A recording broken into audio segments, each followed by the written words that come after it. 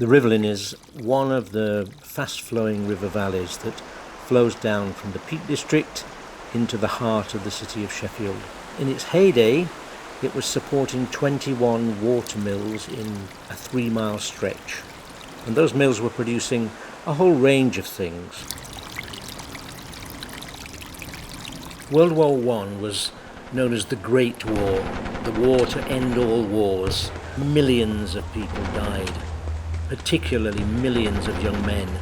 And there was hardly anybody who didn't have a relative who had died in the conflict. When those young men that survived managed to come back, many of them to Sheffield, of course, they were shattered and suffering, many of them, from what we now would call post-traumatic stress disorder.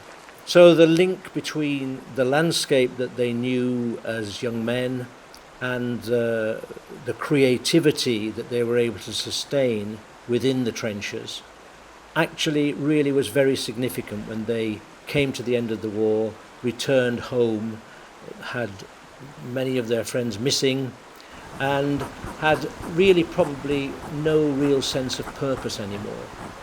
And the Rivelin Valley artists grew out of that sense of desperation and despair on the one hand, but a desperate desire to get back to the green and pleasant land that they remembered and that kept them going through the war. And for the next 4 or 5 years, it seems that a growing number of artists, maybe 10 or a dozen, painted in a very kind of loose alliance. It wasn't a club, they weren't all living together, but they painted just as comrades.